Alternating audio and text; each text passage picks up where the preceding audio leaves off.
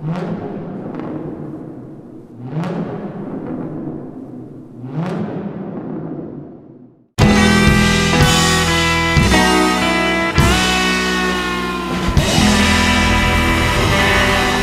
привет!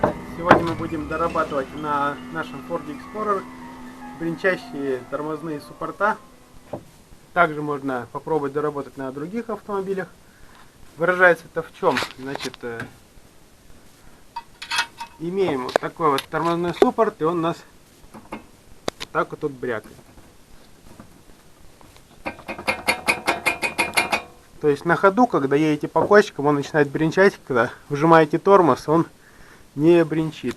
Это можно так вот выявить эту проблему, что это именно тормоз, суппорт тормозной бренчит.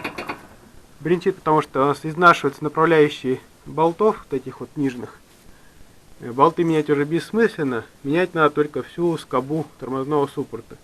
Это нам бессмысленно. Если, видимо, у нас пыльничек вот был порванный в свое время. Пыльник здесь был, видимо, порванный в свое время. Все это там разносилось. Теперь он вот так вот у нас бренчит. Дорабатывать сейчас будем каким образом? Откручиваем вот этот болт и вот этот вот маленький на 13. Вырезаем с нержавейки или оцинковки вот такую ленточку сюда по длине. Обрезаем ее, сверлим два отверстия. Прижимаем суппорт туда вот вправо и в натяг все это закручиваем. И за счет ленты у нас суппорт будет перемещаться вот в этом направлении, так сказать, в осевом. При работе тормозных колодок это будет необходимо при изнашивании их. Но вот так уже не будет ходить.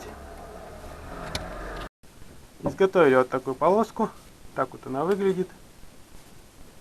Уже болтик один вставили. Сейчас вставляем болты все свои на свои места.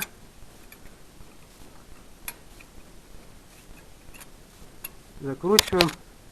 Наживуливаем второй болтик. Прижимаем суппорт. Влазит с натяжечкой. Даже еще вот не затянув, у нас уже суппорт не болтается, не бренчит. Вся процедура по их изготовлению установок этих приблуд занимает не более 20 минут на обе стороны. Затягиваем болты. Делаем то же самое со второй стороны.